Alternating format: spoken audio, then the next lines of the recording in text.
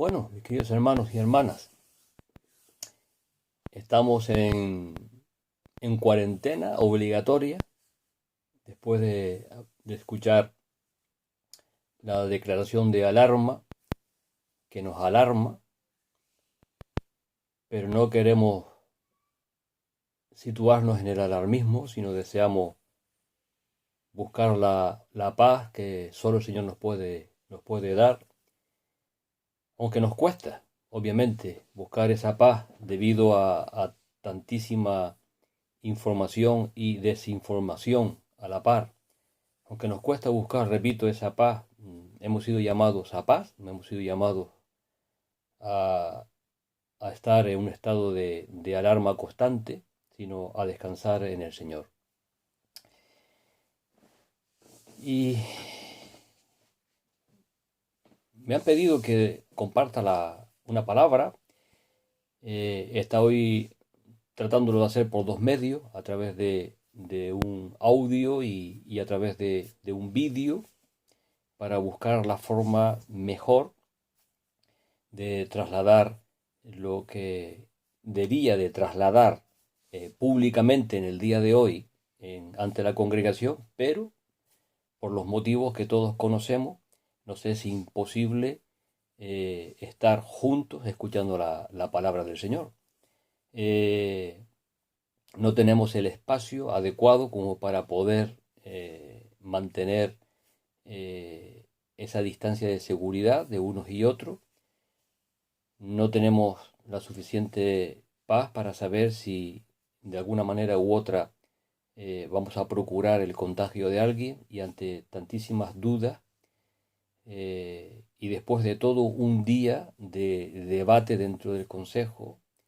A mí personalmente me tocó dos consejos. Me tocó no solo el debate del consejo de la iglesia, en la cual estamos al frente o pastoreando, sino que también me costó formar parte del debate del Consejo Evangélico de Canarias, y les puedo garantizar que ayer sábado, desde bien temprano de la mañana hasta prácticamente una hora o quizás algo más después de la declaración de nuestro presidente don Pedro Sánchez, no solté el dichoso móvil, y tratando de encontrar una solución que fuera lo más realista posible y lo más práctica posible. Aún así, al día de hoy, estoy aquí delante de ustedes, estoy sentado en mi despacho, en mi casa, junto a mi esposa que me está acompañando como auditorio. Así que, y repito, en estas circunstancias en las que estoy, al día de hoy, como antes estaba diciendo, siguiendo el hilo, no estoy absolutamente feliz con la decisión que se ha tomado. No estoy absolutamente ni plenamente conforme, pero entiendo que no hay una solución, diríamos, mejor. Así que a veces uno tiene que tomar la menos mala, porque no hay opción para una buena, sino para una menos mala. Y dicho esto, les animo ahora a, a ir al pasaje que hemos estado durante estos días compartiendo en la iglesia, el pasaje de Mateo capítulo 5. Y estamos dentro de ese marco de lo que entendemos o, o comprendemos como las características de aquellos que viven en el reino de Dios, las características y privilegios del ciudadano del reino. Jesucristo vino a predicar el evangelio del reino. Jesucristo vino a predicar el evangelio del reino de Dios. El reino se ha acercado. El reino se ha acercado, pero el reino fue rechazado. Ahora bien, eso no significa que el reino haya dejado de existir. Él es Rey soberano por los siglos de los siglos. es el Rey eterno. Con lo cual, obviamente, si bien en un sentido diríamos absoluto, en un sentido literal, el reino de los cielos no se ha instalado en este mundo, se instalará, pero a aquellos que hemos sido llamados a formar parte de su reino, es nuestro deber ya desde ahora manifestar a los reinos del mundo, a las formas de gobierno de este mundo, al ente diríamos, que nos rodea. Hemos sido llamados, digo, a manifestar las características y privilegios de los que sí creemos y formamos parte del reino de los cielos. El reino de los cielos es una realidad en todos los creyentes. El reino de los cielos ha de formar parte del carácter, de la vida y de la condición de todos los que hemos aceptado a Jesucristo como nuestro soberano, Salvador y Señor. Por lo tanto, en este mensaje de Jesús es un mensaje que está de alguna forma transmitiendo y compartiendo esas realidades, las características y privilegios del ciudadano del reino. Y en eso estamos, porque las características y privilegios del ciudadano del reino comienza con las bienaventuranzas, que, como ya hemos dicho en otras ocasiones, es una sucesión de paradojas. Es una sucesión de paradojas porque la vida cristiana es una paradoja absoluta. Somos ricos sin tener nada. Somos hombres y mujeres que nos gozamos en medio muchas veces del dolor y de la aflicción.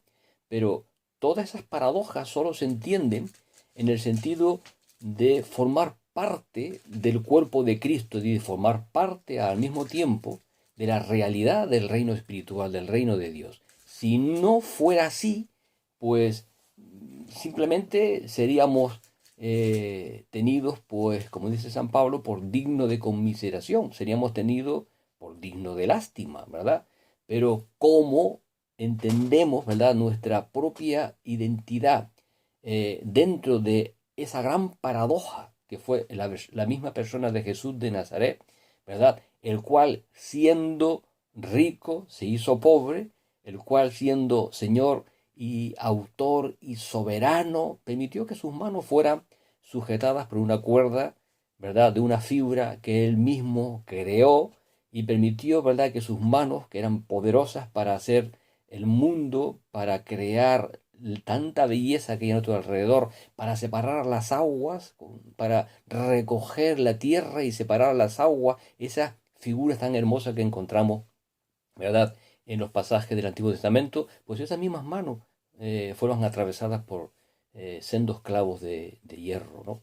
Y eso es paradójico, ¿verdad?, en todos los sentidos. Por eso entendemos el carácter de esta bienaventuranza. Y hemos visto, ¿verdad?, las tres primeras: bienaventurados los pobres, bienaventurados los que lloran y bienaventurados los mansos, como una expresión de nuestra necesidad. Una expresión de nuestra necesidad que subraya la importancia vital de una conciencia profunda de la misma. El creyente, ¿verdad?, ha de ser consciente no solo de su propia necesidad, sino de la necesidad de los otros. Porque el reino de los cielos es también un reino que demanda justicia. Y obviamente ahora llegamos a ese punto, al verso 6. Bienaventurados los que tienen hambre y sed de justicia, porque ellos serán saciados.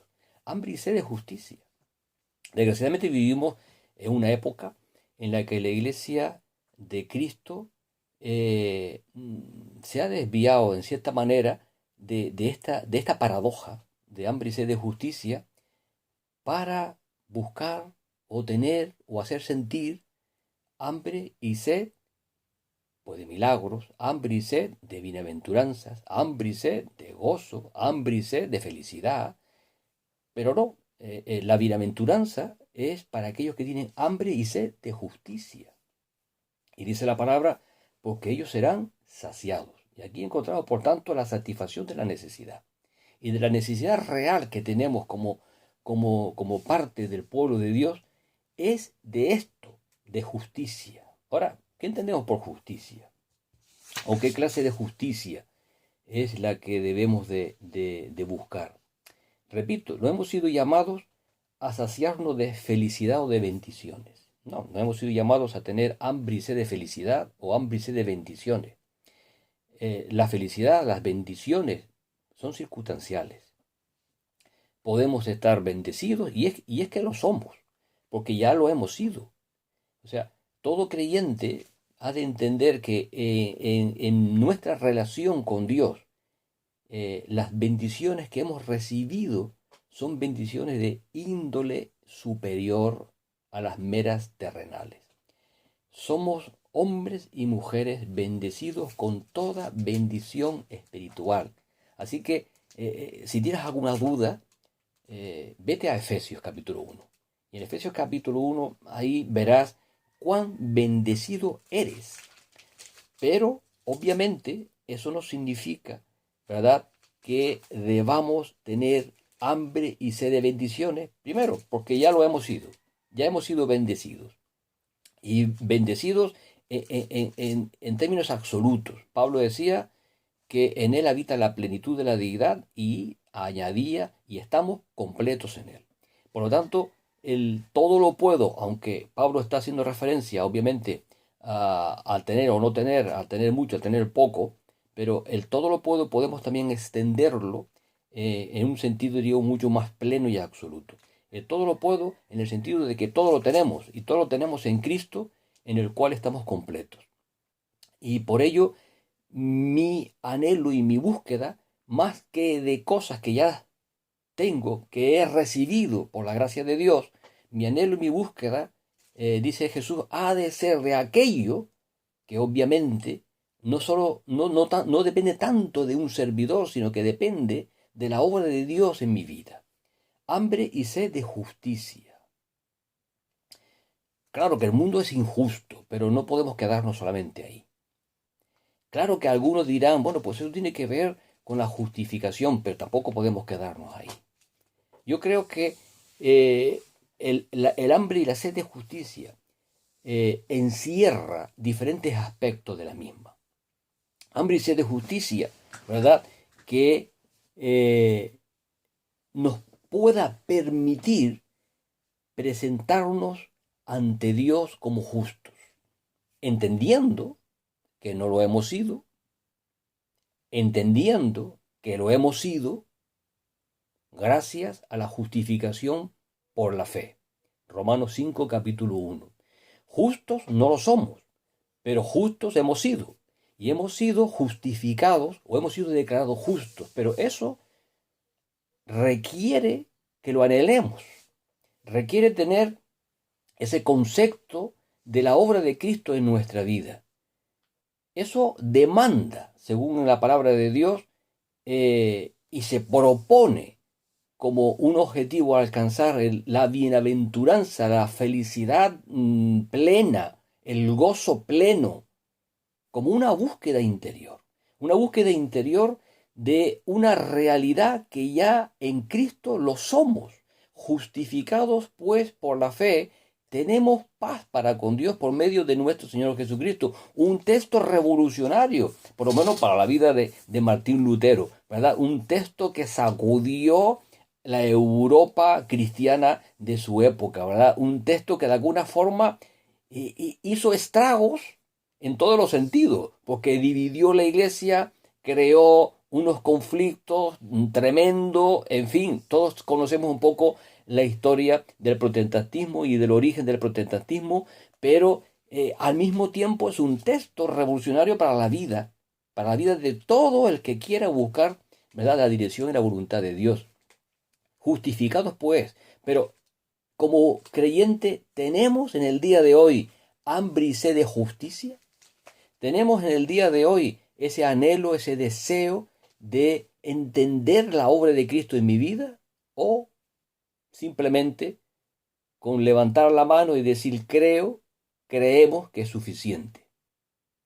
¿O simplemente con una asistencia ritual a una reunión, a un culto, nos damos por satisfechos? ¿O simplemente hago caso omiso a lo que la palabra de Dios nos dice en Hebreos de no dejéis de congregarnos como algunos tienen por costumbre, diciendo, bueno, como ya el Señor hizo la obra en mí, Él sabrá. No, claro que Él sabrá. Él sabrá, claro que sí. Él lo sabe todo, es omnisciente, pero ¿sabes tú? ¿Sabes tú cuál es tu deber?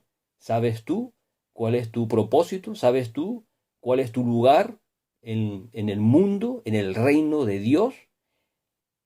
¿O tienes hambre y sed de otras cosas, pero no tienes hambre y sed de esa realidad interna, de esa vivencia de la obra de Jesucristo? ¿Sabes tú? Porque Dios sí sabe. Dios lo sabe todo, obviamente. Creo que esta es una de esos aspectos de la justicia, desde mi humilde punto de vista, ¿no? Esa justicia de la justificación. Pero, ¿qué otra clase de justicia debemos de tener también hambre y sed? Pues creo que debemos de también tener hambre y sed de esa justicia previa, de aquella justicia en la cual, ¿verdad?, fuimos formados, en aquella justicia en la cual nuestros primeros padres fueron creados, porque no había pecado. Y esto es un poco difícil de entender, porque ¿por qué tenemos que tener hambre y sed de justicia de un estado pasado al cual ya no podemos volver? Porque hay una promesa. Y la promesa es que cuando estemos en su presencia, estaremos libres de la presencia del pecado. Ahora somos hombres y mujeres libres del poder del pecado. Hemos sido librados del alcance judicial del pecado, porque nuestra justicia está en Cristo. Y Él cargó sobre sus hombros todo ese peso legal del pecado. Pero, mi querido hermano y hermana, no hemos sido librados de la presencia del pecado. Ese sigue estando ahí. Ese sigue formando parte de nuestra interioridad, de nuestro viejo hombre. El tener hambre y sed de justicia es el tener hambre y sed de aquel estado original. Y eso en cierta manera se transfiere a ese clamor que cierra Apocalipsis. Ven, Señor Jesús, ven pronto. Cuando el Hijo de Dios, la hija de Dios, clama y ruega al Señor que venga porque quiere estar delante de su presencia, es para estar delante de su presencia, en un estado similar, pero superior, a aquel en el que fue o fueron creados nuestros primeros padres.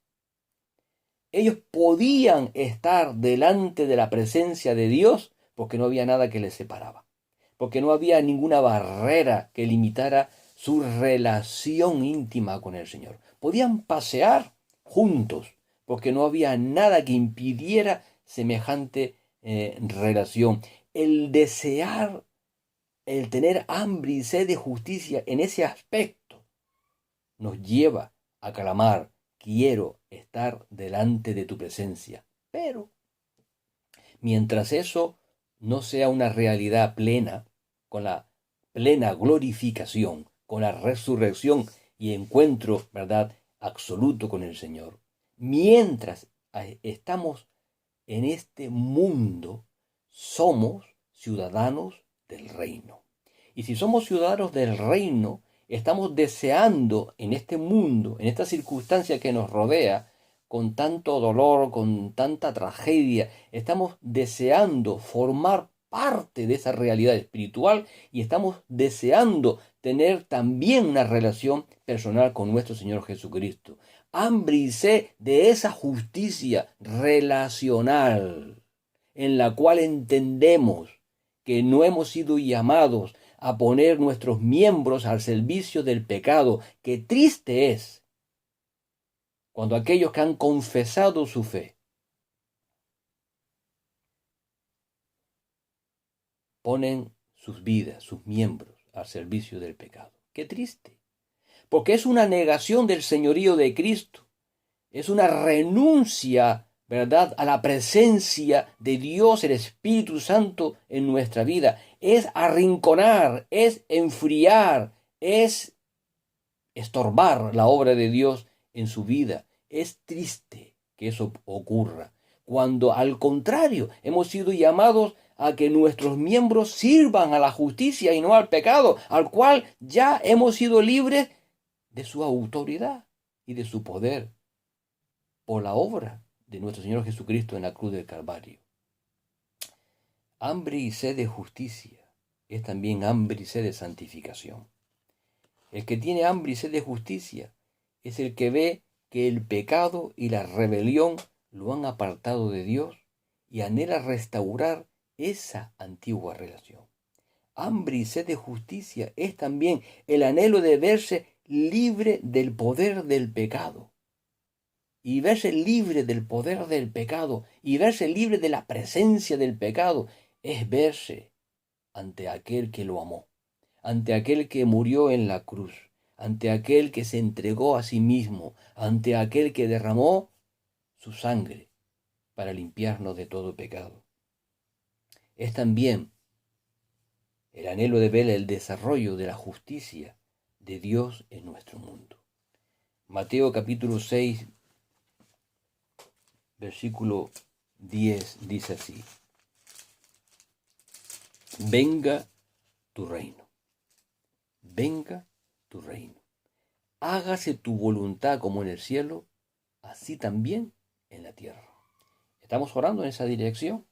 Estamos siendo hombres y mujeres con hambre y sed de justicia. Estamos anhelando no solo mi relación personal, no solo mi necesidad de encontrarme delante de un Dios que es 3 veces santo, sino que al mismo tiempo estoy anhelando y deseando que su voluntad se haga en la tierra como en el cielo. Que Dios te bendiga en este día de encierro, de cuarentena. Que Dios te bendiga para que tu corazón no se cierre a clamar y a desear tener hambre y sed de justicia en todos estos aspectos. Que Dios te guarde a ti y a tu familia donde quiera que estés. Y que seas en el día de hoy iglesia, porque lo que se ha cerrado es el local, pero la iglesia está abierta. La iglesia sigue abierta para bendecir, para hacer luz y para hacer sal, para adorar al Señor y sobre todo, posiblemente este sea un retiro espiritual para todos los creyentes, para meditar sobre su búsqueda real de las cosas. Las cosas que debemos de buscar, según San Pablo, son las cosas de arriba, no en las de la tierra. Amén. Debemos pensar en las cosas de arriba, no en las de aquí abajo. Amén. Debemos pensar en todo aquello que tiene que ver con la bendita persona de nuestro Señor Jesucristo. Gloria sea dada a su nombre, en el nombre de Jesús. Amén. Amén.